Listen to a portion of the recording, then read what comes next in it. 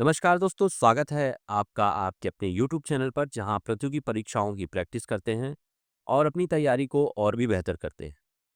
तो निरंतर दोस्तों कुछ न कुछ पढ़ते रहिए, जिससे आप अपने को और बेहतर कर सकें, जिसमें हम आपकी मदद करते हैं और तमाम ऐसे YouTube चैनल हैं जिसमें आपको परीक्षा से संबंधित मटेरियल उपलब्ध कराए जाते हैं।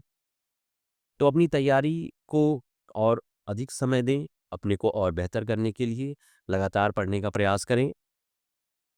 कंस निरंतरता ज़रूरी है और सफलता के लिए यही एक मूल मंत्र है कि आप निरंतर रहें। हमारी शुभकामनाएँ आपके साथ हैं। शुरू करते हैं आज का पहला प्रश्न। प्रश्न है, बिहार विधान परिषद के सदस्यों की संख्या 96 से घटकर 75 निर्धारित कब की गई? तो यह की गई थी 15 नवंबर 2000 को बिहार से अलग कर झारखंड राज्य की स्थापना के बाद। अगला प्रश्न, राज्य की विधायिका में विधान परिषद का गठन कब हुआ जिसमें उड़ीसा भी सम्मिलित था? तो यह भी प्रश्न बिहार से संबंधित है। यह हुआ था 7 फरवरी 1921 में। अगला प्रश्न, वर्तमान में बिहार विधान परिषद में कुल सदस्यों की संख्या कितनी है? तो यह है 75। अगला प्रश्न, बिहार विधान परिषद एक स्थायी सदन है जिसमें सदस्यों का चुनाव कितने वर्षों के लिए किया जाता है? यह किया जाता है 6 वर्षों के लिए। अगला प्रश्न, बिहार विधानसभा निम्न सदन में सदस्यों की कुल संख्या कितनी है? 243, कुछ लोग 43 भी इसे कहते हैं।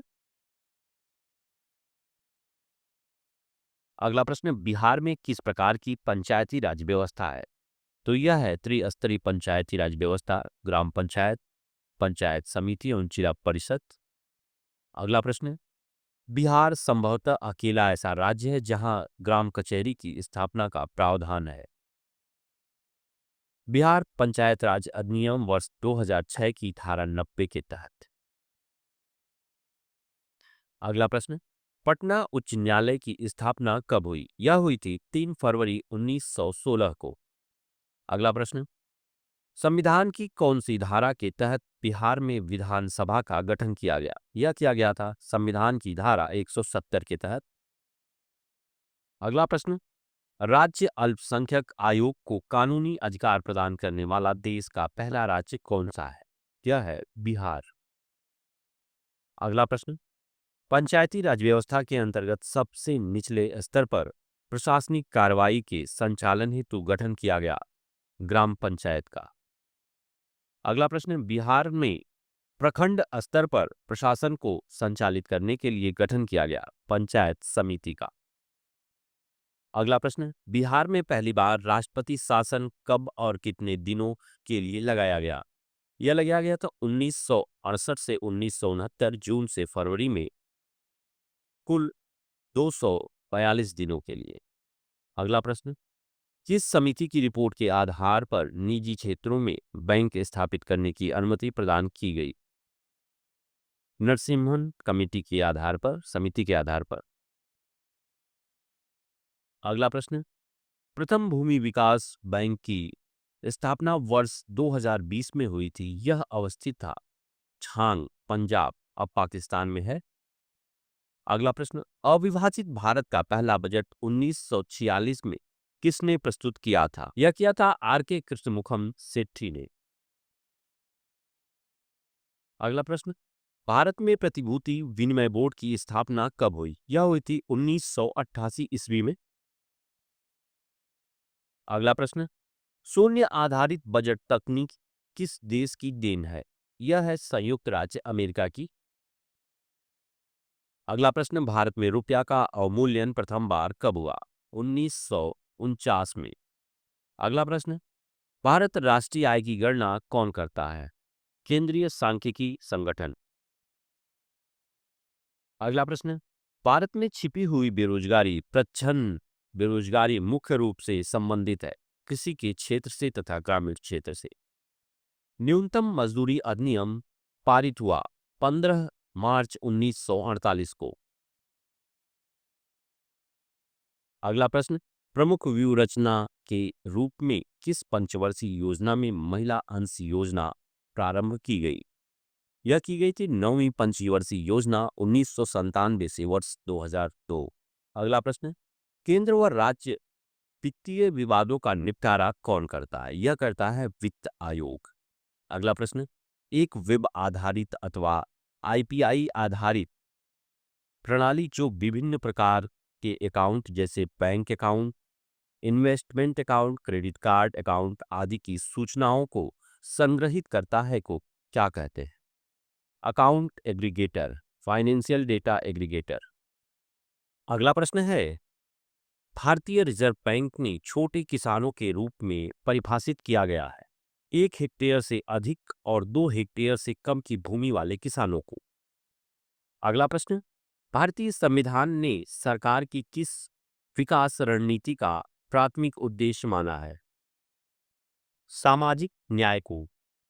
अगला प्रश्न, कैपिटल गेन टैक्स किस वस्तु पर लगाया जाता है? संपत्ति कर पर।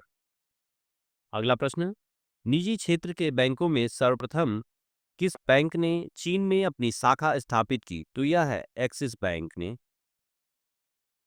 अगला प्रश्न, भारत का सबसे पुराना स्टॉक एक्सचेंज कौन सा है जिसकी स्थापना 1857 में हुई थी? यह है बंबई स्टॉक एक्सचेंज, बीएससी। अगला प्रश्न, कौन सी योजना उदारीकृत अर्थव्यवस्था के रूप में वर्णित जॉन डब्ल्यू मूलर मॉडल पर आधारित है? तो यह है 8वीं। अगला प्रश्न, भारत सरकार ने विदेशी योगदान की स्वीकृति और विनियमन के उद्देश्य से विदेशी अंशदान अधिनियम कब लागू किया? यह किया था 1976 में। अगला प्रश्न, भारत में नोट जारी करने के लिए कौन सी प्रणाली अपनाई जाती है? न्यूनतम आरक्षित प्रणाली। अगला प्रश्न, गांधीवादी अर्थव्यवस्था किस सिद्धांत पर आधारित है? ग्रामीण सहकारिता। अगला प्रश्न, वर्ष 2011 में सूक्ष्म वित्त संस्थाएं सिफारिश पर स्थापित किए गए मालेगाम समिति की सिफारिश पर। अगला प्रश्न, भारत में तेजी से नगरीकरण होने की वर्तमान प्रवृत्ति का क्या कारण है? ग्रामीण क्षेत्रों में रोजगार अवसर की कमी। अगला प्रश्न, भारत में स्टॉक एक्सचेंज के कार्य को नियंत्रित कौन करता है? सेबी।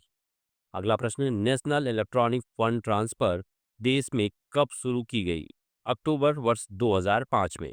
अगला प्रश्न, जनसांख्यिकी संक्रमण सिद्धांत किसने दिया? यह दिया था नोटेस्टीन ने। अगला प्रश्न, फाइनेंशियल इंक्लूजन पर बनाई गई समिति के अध्यक्ष थे सी रंगराजन। अगला प्रश्न, बैंकों के ग्राहकों की शिकायत का निदान करने के लिए बैंकिंग लोकपाल योजना कब लागू की गई? 14 जून 1995। अगला प्रश्न, भारत में सामुदायिक विकास कार्यक्रम कब आरंभ हुआ? 2 अक्टूबर 1952। अगला प्रश्न, भारतीय मुद्रा रुपए के प्रतीक चिन्ह का अनुमोदन सरकार ने कब किया? 15 जुलाई 2010।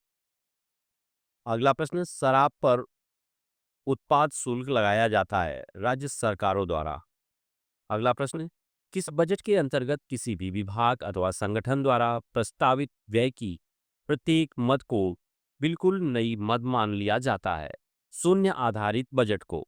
अगला प्रश्न, सरकारी व्यय को नियंत्रित करने का प्राधिकारी है वित्त मंत्रालय। अगला प्रश्न, व्यापार और आर्थिक संबंध समिति जिसकी अध्यक्षता प्रधानमंत्री करते हैं की स्थापना कब हुई थी? यह हुई है 3 मई 2005 को। अगला प्रश्न, बॉम्बे स्टॉक एक्सचेंज का पहले नाम क्या था? The native share and stock brokers association. अगला प्रश्न, भारत में समुद्री उत्पाद के लिए भारत का सबसे बड़ा बाजार यूरोपीय यूनियन। अगला प्रश्न, सार्वजनिक निजी भागीदारी पर आधारित अवसंरचना विकास में पुनरावलोकन तथा परिष्करण हेतु गठित समिति का अध्यक्ष कौन था? वी केलकर। अगला प्रश्न, भारत का सबसे ज्यादा निर्यात किए जाने वाला कृषि पदार्थ बासमती चावल। अगला प्रश्न, राष्ट्रीय भूमि अभिलेख आधुनिकीकरण कार्यक्रम प्रारंभ किया गया वर्ष 2008 में। अगला प्रश्न, भारतीय रिजर्व बैंक को करेंसी नोट छापने का अधिकार प्राप्त है 10,000 तक का। अगला प्रश्न, वह मुद्रा जिसे प्रत्येक सदस्य देश द्वारा अंतर्राष्ट्रीय मुद्रा कोष को प्रदान किया जाता है और जिसका उपयोग वे देश अपने स्वयं के प्रयोजनों के लिए कर सकते हैं कहलाती है। Reserve trench. अगला प्रश्न, राष्ट्रीय केसर मिशन किसकी उपयोजना के रूप में लॉन्च किया गया? राष्ट्रीय कृषि विकास योजना। अगला प्रश्न, बांस क्षेत्र के विकास को बढ़ावा देने के लिए केंद्र प्रायोजित योजनाओं के रूप में राष्ट्रीय बांस मिशन कब लॉन्च किया गया? वर्ष 2006 और 7 के दौरान। अगला प्रश्न, भारतीय रुपए का पहचान चिन्ह किसने डिजाइन किया है? डी उदय कुमार ने। अगला प्रश्न, आर एन मल्होत्रा कमेटी संबंधित है बीमा क्षेत्र से। अगला प्रश्न, फसलों के न्यूनतम समर्थन मूल्य निर्धारण संबंधी संस्तुति करता है कृषि लागत एवं कीमत आयोग।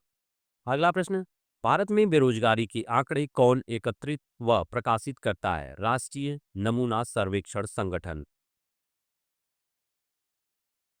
किस स्थिति में मुद्रा के मूल्य में वृद्धि होती है तथा वस्तुओं एवं सेवाओं की कीमत में गिरावट होती है? मुद्रा संकुचन। अगला प्रश्न, ग्रोथ एंड फाइनेंस नामक पुस्तक किसने लिखी? सी रंगराजन। अगला प्रश्न, उद्यमी हेल्पलाइन स्थापित की गई सूक्ष्म लघु एवं मध्य उपक्रमों के लिए।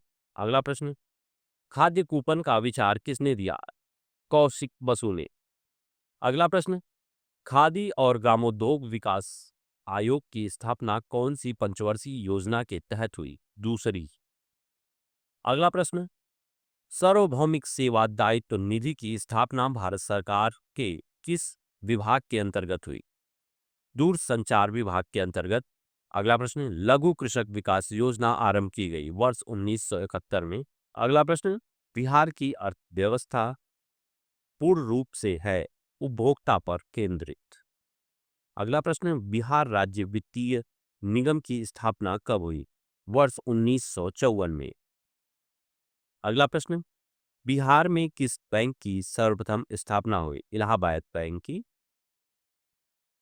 अगला प्रश्न, बिहार में अति निर्धन वर्ग के लिए जीविका परियोजना किसकी सहायता से प्रारंभ की गई? विश्व बैंक की सहायता से।